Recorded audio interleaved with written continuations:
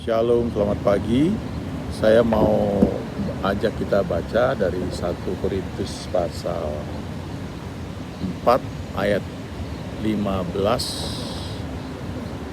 14 dan 15 ya. 14 dan 15. Ya.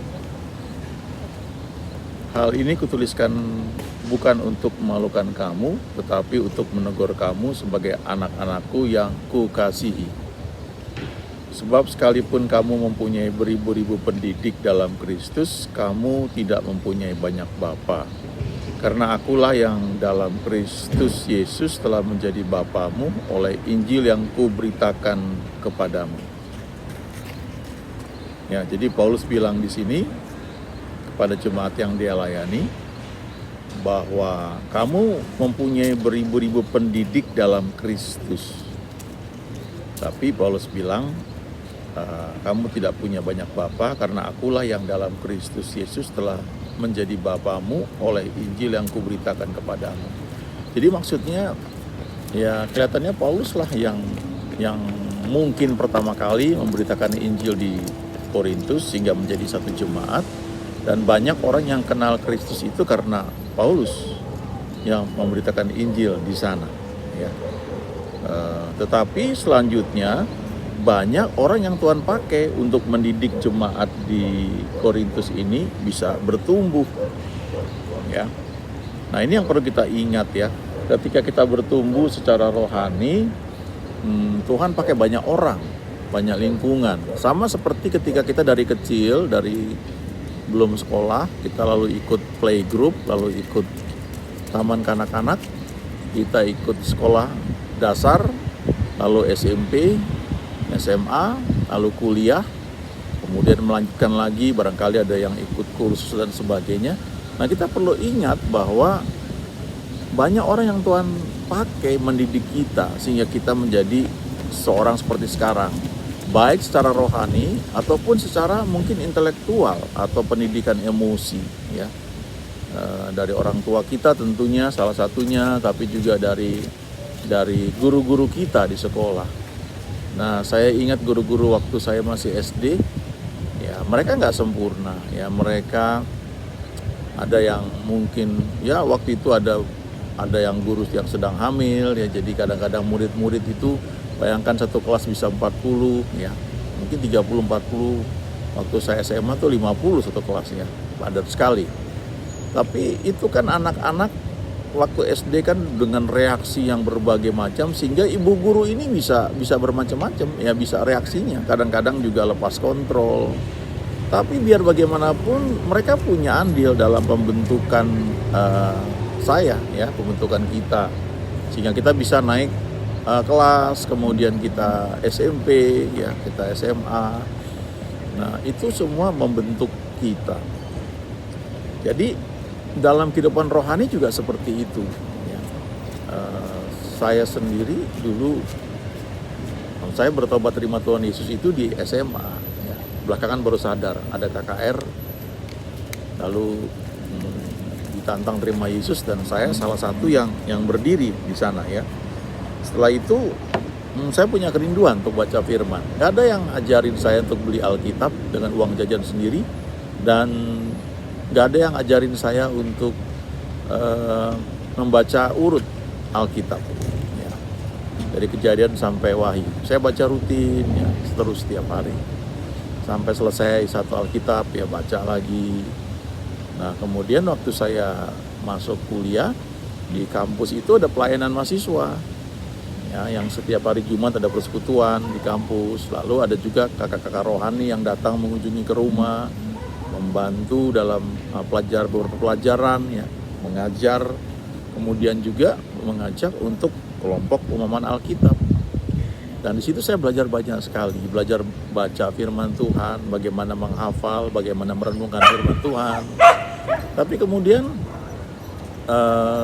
terjadi kegerakan ya di kampus, lalu banyak teman-teman yang dipenuhi Roh Kudus. Lalu saya belajar juga di situ dari orang-orang hamba-hamba Tuhan yang mengajarkan mengenai karunia-karunia Roh Kudus ya. Lalu kami dengan beberapa teman dan banyak teman jadi pelayanan yang besar sekarang, itu juga lewat hamba-hamba Tuhan dari berbagai gereja ya mengajarkan begitu rupa. Jadi saya belajar Tuhan pakai banyak orang ya untuk mengajar kita. Kita nggak bisa mengatakan bahwa yang dulu tuh ngajarnya nggak bener misalnya begitu. Katakanlah memang nggak bener ngajarnya, tapi sedikit banyak melalui mereka lah Tuhan membentuk kita. Nah kita perlu ingat hal itu. Nah hamba Tuhan sendiri nggak ada yang sempurna. Kita perlu sadari hal itu. Ya. Itu sebabnya kita tidak perlu menghakimi orang lain, apalagi dengan keras ya kita untuk menilai orang lain. Di Alkitab kalau kita kenal salah satu orang yang berkenan kepada Tuhan, yang disebut berkenan kepada Tuhan itu Daud.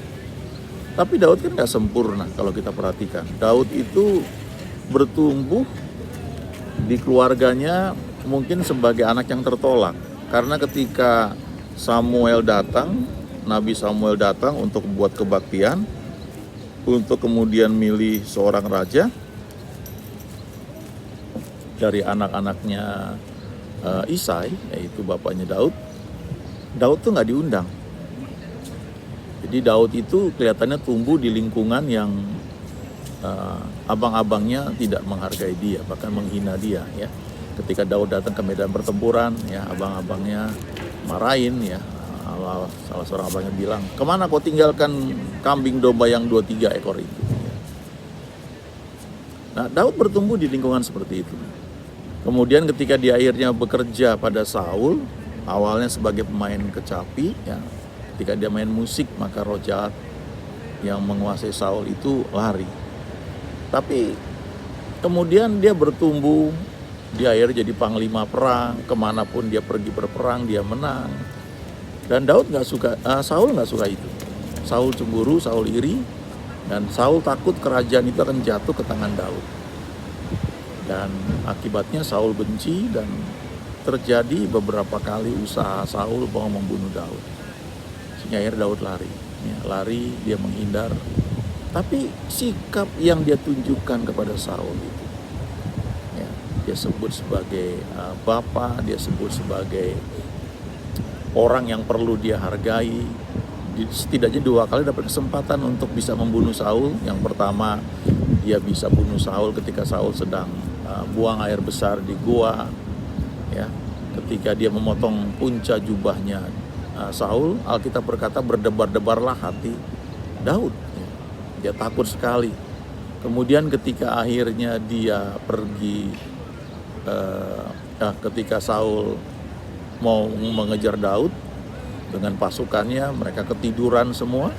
Maka Saul dengan anak buahnya mengendap-endap mendekati Saul. Kemudian Daud mengambil tombak dan kalau nggak salah kendi itu apa ya. Tapi barang-barang yang ada di dekat Saul. Dan anak buahnya Daud bilang begini, izinkan aku menikamnya 1 kali aja. Ini udah kesempatan yang Tuhan berikan untuk menghabisi musuhmu. Tapi Daud bilang enggak, jangan. Ya. Daud bisa pura-pura nggak lakukan loh, karena kan bukan saya yang buat itu kan bukan tanggung jawab saya. Dia bisa begitu loh, tapi dia larang anak buahnya. Ya. Jangan menjamah orang yang diurapi Tuhan. Ya. Pada akhirnya ketika Saul akhirnya mati, kan Daud bilang begini, pada akhirnya kalau nanti udah waktunya dia akan mati, entah karena siapapun, tapi yang penting bukan karena aku atau karena anak buahku. Dan ketika akhirnya Saul mati dalam peperangan, yang memberi laporan tentang kematian Saul itu dengan bangganya datang kepada Daud, kemudian bilang, dia sudah sekarat dan dia minta dibunuh dan aku langsung bunuh dia. Dan Daud marah sekali. Ini pelajaran yang luar biasa ya, tidak mudah mungkin. Ya. Kalau kita ingat, ya. Kalau kita pelajari lah, jadi Daud itu bertumbuh menjadi orang yang hebat, itu di tengah istilahnya apa ya, kayak pendidikan rohani, pelajaran berperang, kesempatan untuk berperang, mengalahkan musuh, itu ada di bawah koordinasi Saul. Saul perintahkan dia pergi berperang. Ya mungkin aja Saul berpikir, biar aja dia mati sama musuh nanti. Tapi Daud menang terus, dan Saul makin ketakutan. Nah, kita harus belajar melihat hal itu. Ya, ketika kita ada di situasi yang mungkin nggak nyaman, coba pandang itu sebagai kesempatan untuk bisa bertumbuh, untuk bisa berbuah. Ya, banyak yang mengatakan misalnya begini ya, istilah pelaut yang handal, ya, pelaut yang hebat itu tidak tumbuh di pelabuhan yang nyaman, di mana kapalnya nggak pernah berlayar. Tapi dia tumbuh di tengah-tengah kapalnya itu sedang berlayar, ada badai, ada topan yang dihadapi, dan bagaimana dia bertindak itu membuat dia tuh bertumbuh menjadi pelaut yang handal, pelaut yang hebat. Ya, jadi di tengah situasi yang gak enak itu justru dia bertumbuh. Contoh lain lagi misalnya begini, kalau kita baca Nabi Samuel, kalau kita perhatikan dia itu dititipkan oleh ibunya pada Imam Eli untuk dididik menjadi seorang nabi, sebagai seorang nazir. Tetapi anak-anak Imam Eli itu orang-orang durhaka, orang-orang jahat. Mereka tidak memberi contoh yang baik. Nah, Samuel yang muda ini, coba bayangkan ya, bagaimana dia bertumbuh di lingkungan yang gak bagus, tapi dia tumbuh menjadi nabi yang takut akan Tuhan. Memang ada pengaruh dari doa ibunya, yaitu Hana, yang memvisualisasikan bahwa anaknya akan menjadi imam, menjadi nabi, orang yang takut akan Tuhan. Tapi pertumbuhannya itu di lingkungan yang tidak ideal, tapi toh bisa terjadi. Bahkan dia menjadi nabi yang sangat luar biasa. Alkitab berkata, selama hidup Samuel, tangan Tuhan menekan orang Filistin. Jadi ketika Saul menjadi raja dan kemanapun dia menang, ya, dia pergi berperang dan dia menang, itu memang kelihatannya dia memimpin, tapi di balik itu ada kekuatan rohani yang terjadi karena doa Samuel. Karena Samuel bilang, selama hidupku aku tidak akan pernah berhenti mengajarkan kamu, berdoa bagi kamu. Itu Nabi Samuel bilang, walaupun dia berduka karena Saul, ya, dia nggak lihat Saul lagi, tapi dia nggak berhenti berdoa. Sehingga Alkitab berkata, selama hidup Samuel, tangan Tuhan menekan orang Filistin. Kita perlu belajar ya. Kadang-kadang kita merasa mungkin hebat. Karena saya nih, ini saya main musik jago ini. Saya organize-nya bagus sekali. Di balik itu ada kuasa Tuhan. Kuasa Tuhan itu bekerja karena ada orang-orang yang berdoa. Dulu sekali ya, ketika saya baru lulus ya, terus gereja belum seperti sekarang. Nah, waktu itu saya dapat kesempatan keliling Indonesia pelayanan. Bukan karena saya jago, tapi waktu itu ya kalau bahasa rohaninya yang realnya ya karena Tuhan pilih, itu aja sih. Tapi kondisinya kalau secara logika tuh begini, ada tim yang berangkat akan keliling Indonesia ya untuk pelayanan tahun doa. Nah, tim itu membutuhkan pemain musik. Nah, saya skillnya sangat terbatas waktu itu. Tetapi yang jago-jago nggak bisa pergi karena gereja pada masa itu sedang berkembang, sehingga setiap hari Minggu pasti yang jago-jago main musik itu harus stay di gereja lokal. Nah, saya dalam tanda kutip gak pakai. Tapi Tuhan bisa masukkan begitu rupa sehingga saya ikut. Dan selama keliling itu saya belajar banyak sekali. Nah, buat saya itu sekolah dari Tuhan ya. Karena saya lihat hamba-hamba Tuhan yang khotbah di berbagai kota itu, yang berangkat bersama-sama dengan kami, tidak hanya melihat mereka di mimbar, tapi nginep bersama-sama mereka, sharing di meja makan, yang ngobrol-ngobrol yang mereka nggak pernah ceritakan di mimbar ya, tapi itu tentang Tuhan, dan itu luar biasa dan sangat memberkati saya. Nah, waktu pelayanan seperti itu ya, saya makin belajar bahwa Tuhan itu pakai banyak orang. Nggak ada hamba Tuhan yang sukses sendirian, tuh nggak ada. Kita ini produk dari Tuhan lewat banyak orang sampai kita bisa menjadi seperti sekarang. Jadi kalau saya lihat ada hamba Tuhan A nggak cocok dengan hamba Tuhan B ya, mungkin yang sopan sih ngomongnya baik ya, tapi kadang-kadang kan ada yang keras gitu. Ya ambil positifnya aja ya. Kita diperkaya di antara dua orang yang beda pandangan ini. Coba cari tahu, kita mungkin dapat pandangan yang lain lagi, perluas. Yang penting adalah masing-masing itu mengakui bahwa Yesus itulah jalan keselamatan, satu-satunya jalan keselamatan. Mungkin ada beberapa hamba Tuhan yang mengajarkan, mereka menyebut diri mereka hamba Tuhan atau pendeta, tapi mereka mengajarkan jalan keselamatan di luar Yesus. Yang enggak ada. Yohanes 14 ayat 6 jelas berkata, "Akulah jalan dan kebenaran dan hidup. Tidak seorang pun yang datang kepada Bapa kalau tidak melalui Aku." Jadi kalau diajarkan kita bisa selamat bukan hanya lewat Yesus, misalnya lewat perbuatan baik atau lewat karena kita mengunjungi orang-orang miskin di penjara, enggak seperti itu. Nah, saya memandang hamba Tuhan itu barangkali ya dalam hal ini dia kepleset atau dia belum belajar lebih jauh. Saya nggak perlu kecam ya. Selama dia memberitakan Yesus dan jelas terlihat dari buah pelayanannya, saya perlu hormati, hargai. Dia saudara di dalam Kristus ya, bersama-sama dengan saya. Ya, mungkin karena beberapa pandangan yang beda soal doktrin, ya belum tentu bisa sama-sama dalam satu wadah di gereja. It's okay, no problem. Selama Alkitab menjadi dasar pelayanan, Yesus pusat keselamatan itu, satu-satu jalan keselamatan, it's okay. Yang lain kan beda-beda dikit. Kita mungkin bisa kerjasama dalam bentuk yang lain. Mungkin dalam hal pelayanan diakonia, menjangkau orang-orang yang nggak mampu di satu event atau dalam satu acara besar. Hamba Tuhan A menyampaikan sesuatu, yang lain menyampaikan lagi yang lain, it's okay, no problem. Saya sebut nama ya, ada dua hamba Tuhan yang sudah meninggal, sudah bersama dengan Tuhan, dan mereka dipakai juga dengan luar biasa. Yang satu tuh namanya Derek Prince. Dia meninggal tahun 2003, saya nggak lupa itu ya, karena itu dalam minggu yang sama ada seorang hamba Tuhan lain lagi namanya Kenneth Hagin, meninggal juga pada usia yang relatif hampir sama ya. Kenneth Hagin itu masuk ke tahun 87, Derek Prince itu usia 88 tahun. Nah, mereka meninggal dalam minggu yang sama ya. Dua orang ini bagi saya luar biasa.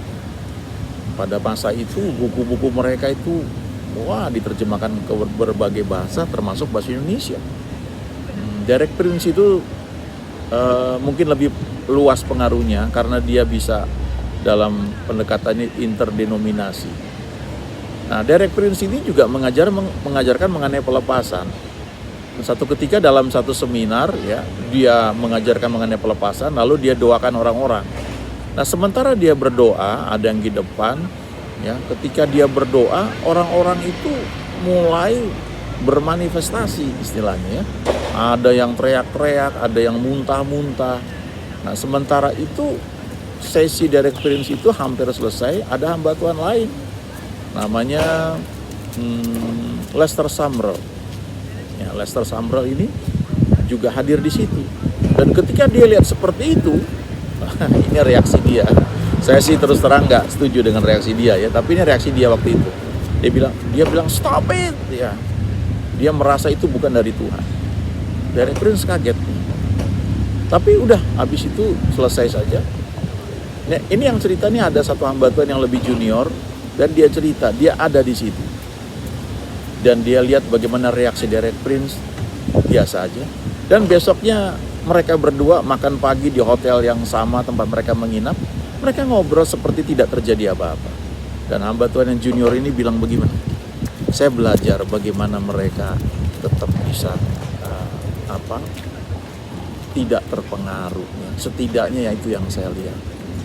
Nah, kita perlu belajar ya. Kalau Tuhan pakai kita, jangan terlalu merasa hebat ya. Dulu yang seperti saya bilang tadi ya, saya keliling Indonesia ya. Satu ketika mau berangkat dari airport, saya telepon seorang hamba Tuhan yang suka ke rumah kami dulu. Nah, terus dia bilang, mau kemana? Saya bilang, saya mau terbang ke Medan. Oh, luar biasa ya. Ya, kakak doain kamu. Tiba-tiba dia bilang itu, saya kaget. Karena saat itu saya merasa hebat sekali. Nah, kalau sekarang di satu gereja yang besar kita pelayanan keliling udah nggak aneh, ya, gereja udah gede sekali. Tapi sekian tahun yang lalu itu satu hal yang luar biasa. Apalagi saya bukan orang yang hebat main musik. bisa pergi kayak begitu tuh udah luar biasa gitu. Itu nggak ada alasan untuk bermegah. Nah, tapi itu pun saya merasa hebat. Saya merasa orang yang dikasihi Tuhan, dan itu betul juga. Tapi waktu saya cerita sama kakak rohani ini, dia bilang, kakak doain kamu. Dan seperti Tuhan bilang, kamu bisa kayak sekarang salah satunya karena dia berdoa buat kamu. Nah, kalau kita menyadari hal ini ya, ini membuat kita menjadi apa ya, nggak bisa bermegah. Cuma Tuhan yang pakai kita. Untuk ketika nanti kalau Tuhan belum datang, kita semua bersama Tuhan, kita akan lihat ya, siapa aja orang-orang yang Tuhan pakai mendoakan kita, ya, menyampaikan firman Tuhan, sehingga kita bisa menjadi lebih bertumbuh mengenal Tuhan. Ingat baik-baik ya, semua orang itu yang Tuhan pakai membentuk kita, mereka mungkin menjadi pendeta atau hamba Tuhan, atau orang-orang umum, tapi mereka kenal Tuhan Yesus, mereka nggak sempurna. Sama seperti Daud, nggak sempurna. Daud pernah jatuh, tapi toh dia bangun. Kesalahan dia bukan sekali aja, bukan dengan Batseba dia jatuh. Ada banyak hal kita pelajari, tapi toh Alkitab berkata dia orang yang berkenan kepada Tuhan.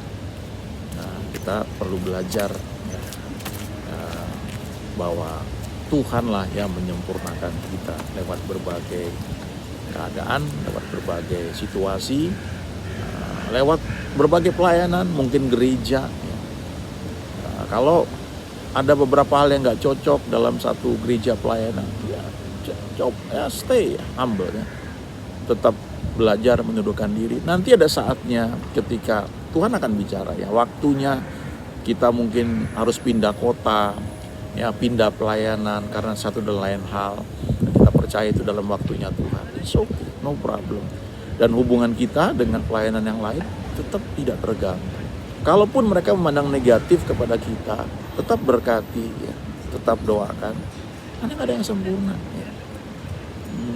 Saya selalu ingat Daud dan Saul. Daud bertumbuh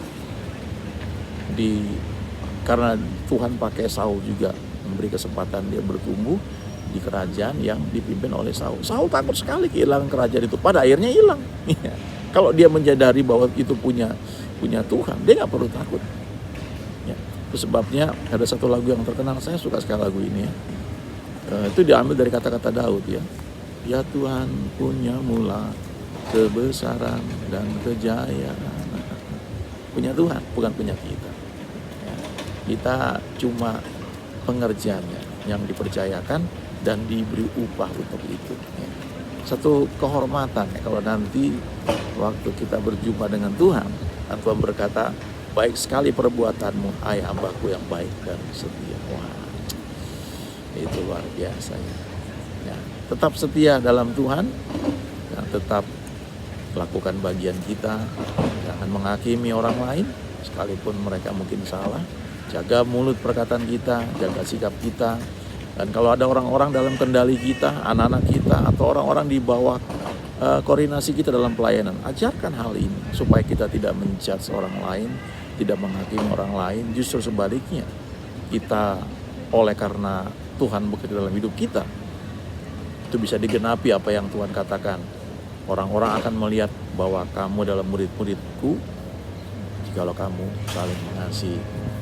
Amin.